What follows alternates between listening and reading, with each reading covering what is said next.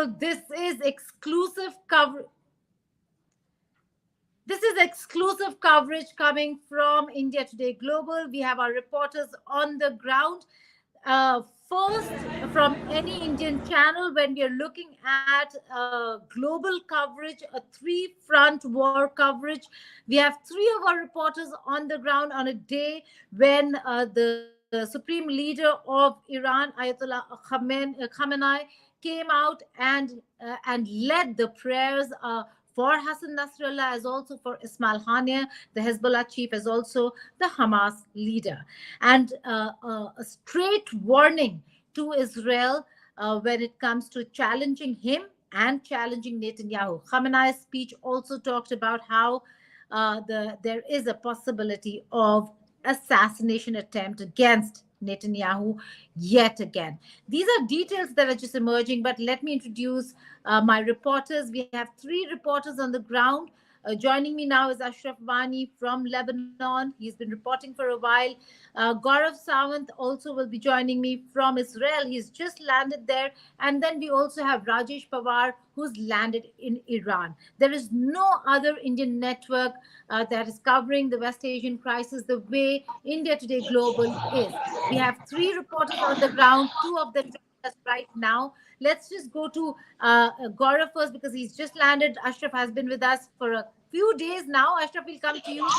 They all have Gaurav, coming to you first. Khamenei's big challenge to Netanyahu, a possible assassination attempt, but also saying that Iran is not going to back down.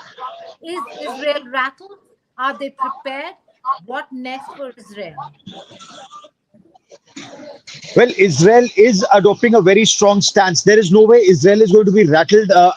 We've just landed on ground zero, but we've been reporting from here through what was happening last year, especially after the October 7 attack that took place in this country and Israel's fight back. Even this time, Israel, in a very well-prepared manner, has gone after the Hezbollah leadership. From taking down Hassan Nasrallah to before that targeting Ismail Haniyeh in Tehran. There's a plan that Israel is following. From what we've been able to interact with security analysts, and they've been saying this all along. Yes, some of the missiles that Iran has fired, they did come and strike inside Tel Aviv, around Tel Aviv. But the fact remains that Israel has, according to them, the best air defense shield, also the best offensive capabilities. So in an offense, in a conflict where Israel says it's fighting terror, it's been able to take down several top leaders, whether it's Ismail Haniyeh on one end, or it's taking down Hassan Nasrallah on the other, or there are reports that even Hashim Saifuddin, the newly appointed leader, or the person who was supposed to take over as the leader, he too has been neutralized, or at least is out of action. That's exactly what Israel is doing. The threat that comes from Iran's supreme leader, Ayatollah Ali Khamenei. Now, just look at it from the other side. He's the one who's currently in hiding. He's the one who's been addressing from a different location. Of course, what you see all around me is massive, massive security all around. You have the police, you have the intelligence agencies, you have people in plainclothes. They're constantly keeping a watch for anything that could be considered even a little hostile. And of course, people here are very particular that their faces are not shown when you interact with them. They prefer to interact off camera because a lot of them, they may be working in their civil life, but they're also reservists when it comes to the armed forces. So that is something that this country is very, very particular about. They know they're surrounded by a lot of hostile countries, and that is why they're fighting back and they're striking back extremely hard. Well, Gaurav, stay on with me. I know you also have to go. We have very little time with you. But before I come back to you, let me just go to Ashraf because you made a very important point. Ashraf, Gaurav was just talking about the massive strikes in Lebanon yet again after Hassan Nasrallah. It just seems like the most unenviable position is to become or to be tipped to becoming the next Hezbollah leader because Hashim Saifuddin was not even named officially, and he's already been maybe taken out, or the confirmation is not in yet. But where he was targeted, and we still do not know what has happened to him. Actually, these leaders are the top commanders of Hezbollah are not actually their own choice, the fighter's choice. It is all what the Iran controls. They publicly as well as otherwise also accepted that Hezbollah is one of the not only proxies, they say their armies, which are fighting for the Palestinian cause, and for that cause, this Hezbollah was created. Now, what is the difference between Hamas and Hezbollah? Hezbollah is a well-trained force.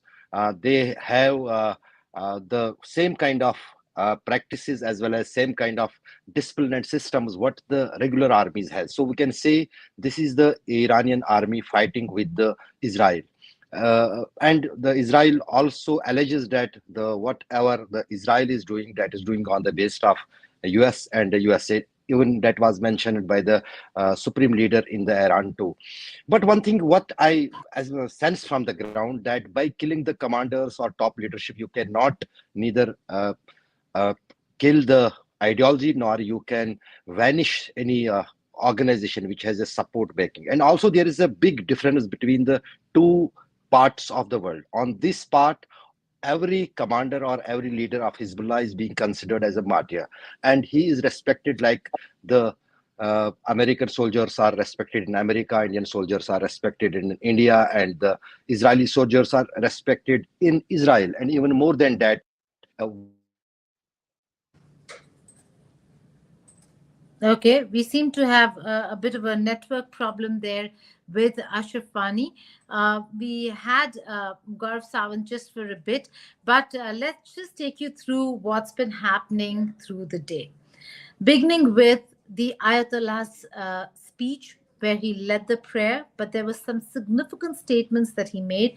First, listen into that, and then we'll talk about it in detail. Palestinian nation is the enemy of the Lebanese nation and is the enemy of the Iraqi nation. That's the same enemy. The enemy is the same. The order is issued from one place, and that order is issued from the same place to attack Islamic nations and Islamic countries.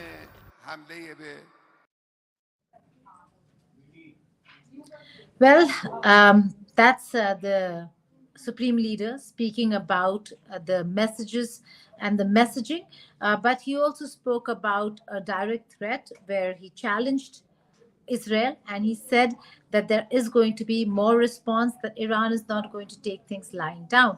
Now, if you look at the axis of resistance, it's a very important mix of people. We will try getting a mix of countries that have come together this to fight for the Palestinian cause, and this is where you'll see the Sunni Shia divide in the Arab world actually really come becoming non-existent to a certain extent, because the Hamas, which is a Sunni group, has been supported by Iran, a Shia country, as also Hezbollah, again a Shia dominant organization outfit, and all of them have come together to fight the cause for Palestine at a time when you're looking at the Sunni Arab world not really coming out in support in the manner in which they should have. We are going to go back to Ashraf, who's joined us back. Ashraf, it is very interesting. Hassan Nasrallah today, a celebrated figure across the Shia world, but also in many parts of the Sunni Arab world where they really are looking at their own leaders not speaking, and looking at Iran and Hezbollah and Yemen really fighting for the cause of Palestine. For them also, Hassan Nasrallah has become a cult figure. And we're talking about Saudi Arabia, UAE, Qatar.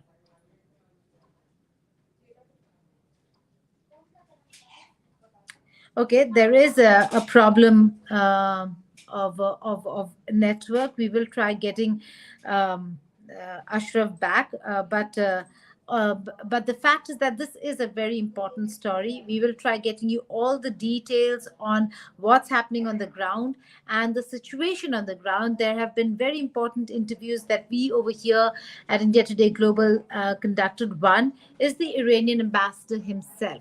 He made a very important statement and that statement has to do with the fact that Iran officially is saying that the retaliation that took place, the retaliation carried out by Iran, was not to avenge the death of Hassan Nasrallah, because this is diplomacy, and the nuance of diplomacy over here are at different levels. He basically is saying that Iran responded to Israel's aggression and violation of Iran's territory when they assassinated Ismail Haniyeh, the Hamas leader, in or on Iranian soil, well within Iran, and that's why Iran had to respond, and they reiterated what Israel's stand has been in order to defend herself. So that's what Iran has done, defended herself, and that's why went ahead and attacked those barrage of missiles that went through Israel, breaching the Iron Dome. There's another report that we've done of how the Iron Dome of Israel is not impregnable. Go back to the India Today Global YouTube channel and please watch these detailed videos. Coming back to the story itself. Now, Iran very clearly has made this an issue about violation of sovereignty and Iran's territorial integrity, that there was a breach, that Israel entered and killed someone on Iranian soil. It has nothing to do with another country, because that would lead to escalation. That Hezbollah is an Iranian proxy, and so Iran responded. But the timing of it is very, very interesting. Over here, if it was not to do with Hassan Nasrallah, why did Iran not respond earlier? Why did Iran not respond immediately after Ismail Haniyeh was assassinated? To which the Iranian ambassador, or the Iranian version, is that there were conversations that's happening, and we also have the Lebanese ambassador on record saying there was a ceasefire agreement that both sides were reaching at, and that ceasefire agreement was agreed upon by Hassan Nasrallah himself and Israel. And Netanyahu was at the UN headquarters speaking against Iran, not letting out the fact that they will also be attacking the Hezb headquarters. And that all that was being done to ensure that the Hezbollah map. It's a map of a curse. Okay, that's Netanyahu for you. Let's first listen to Netanyahu, and then I'll continue with why Netanyahu did what he did. It's a map of an arc of terror that Iran has created and imposed from the Indian Ocean to the Mediterranean. Iran's malignant arc has shut down. On the one hand, a bright blessing, a future of hope. On the other hand, a dark future of despair.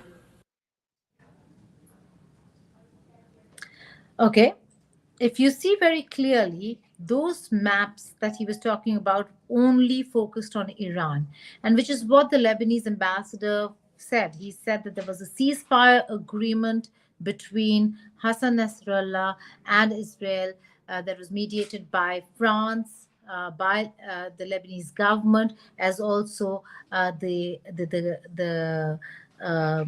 United States of America, who was in agreement with the terms and conditions. And despite that, and despite Hassan Nasrallah agreeing to the agreement, according to Lebanon, according to Iran, despite the agreement, that Israel went ahead and assassinated or killed Hassan Nasrallah. So that's one part of the story, and that's the reason why Iran now is taking a position where they want it to be a diplomatic one, where Iran is saying we do not want escalation, and that's the reason why we responded at a time when we were told not to respond because there's a ceasefire agreement that is being worked upon. And because we knew that there was a ceasefire agreement, that's why Iran did not go ahead and respond to the killing of Ismail Haniyeh.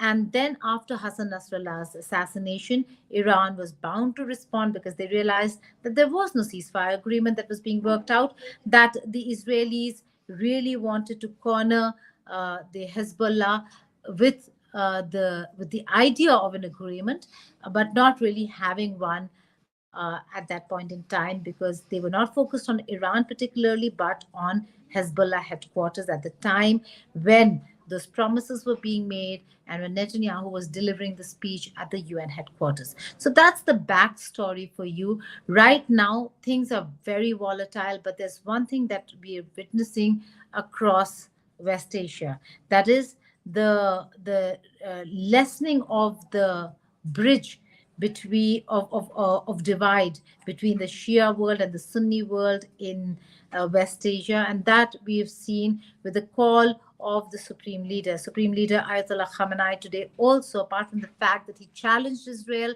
that there was a direct attack and a warning of imminent attacks against not just the nation, but particularly Prime Minister Netanyahu. Khamenei also came out and said and appealed to the Muslim world that there are countries that want to divide them on sectarian lines, that it is time the Muslims unite. We are also seeing a lot of geopolitical tectonic shifts. There are meetings that are taking place in Doha, which would have been unimaginable in the past.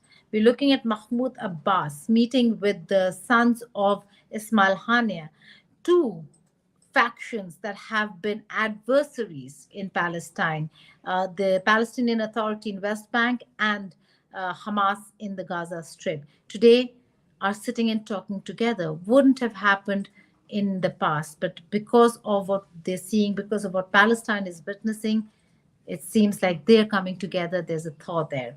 The other very interesting story is that Masoud Pezeshkian, the president of Iran, is or met with the Saudi foreign minister. Again, a Sunni leader meeting with a Shia leader at a time when they were Betanwars, did not have great relations. Today, they're coming together for the cause of Palestine. It does seem like the Arab world is indeed coming together to fight for the Palestinian cause. There is also another opinion that that Saudi Arabia, there was a time because of the IMEC corridor, which is what Netanyahu showed, the Prime Minister of Israel showed in his speech at the United Nations. And they wanted to protect that IMEC corridor, which is the India, Middle East, Europe economic corridor, which would have become a huge advantage for Israel and to the disadvantage maybe of the axis of resistance, as we call it, which is Iran, Lebanon, Yemen, Iraq, many other countries in the region that stand against Israel and Israeli aggression against the Palestinians.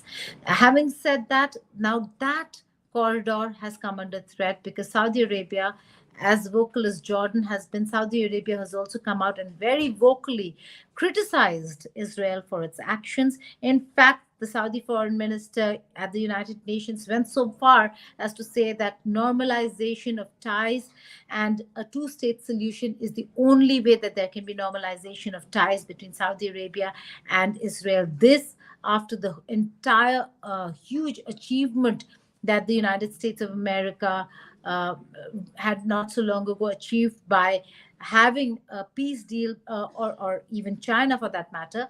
It was the Chinese who had mediated it, but a peace deal between Saudi Arabia and Israel. Unthinkable things have happened in the recent past, things that we wouldn't have imagined. But today, we are also looking at things that we wouldn't have imagined, which is Saudi Arabia meeting with Iran, Saudi Arabia, Jordan coming out and criticizing Israel. Is Israel isolated in this entire region, or will it stand isolated? Will the United States of America continue to support Israel despite the kind of aggression that they're seeing in the Gaza Strip and West Bank? And more importantly, will Israel go ahead and retaliate for the damage they suffered in the military base in the Mossad headquarters only a day ago? Will Israel retaliate by going ahead and attacking the oil installations or the nuclear infrastructure? The nuclear infrastructure may be out of bounds, but will the refineries be impacted? And if that happens, then Iran could be crippled. But Iran has friends in Russia and China. The Syria port that was attacked has Russian forces. Is Israel trying to first ensure that the international players are contained before they actually carry out an attack, so that the United States of America, when they step in, are not put in harm's way with Russian or maybe Chinese intervention? We'll have to look at all of that, and we will be studying that. But India Today Global is the only Indian channel to have boots on the ground, as they say, reporters on the ground on three fronts. We have Rajesh Pawar in Iran, who'll be sending us his dispatches. We have Ashraf Wani in Lebanon, who has been sending us his dispatches. We have Gaurav Sawant in Israel, who just landed and spoke to us, and he also will be sending in his dispatches the moment he leaves the airport where he was speaking to us from. On that note, keep watching India Today Global for all the exclusive interviews, developments, stories. We are bringing to you the latest from West Asia, and we're the first ones to bring you that. Thank you for watching India Today Global.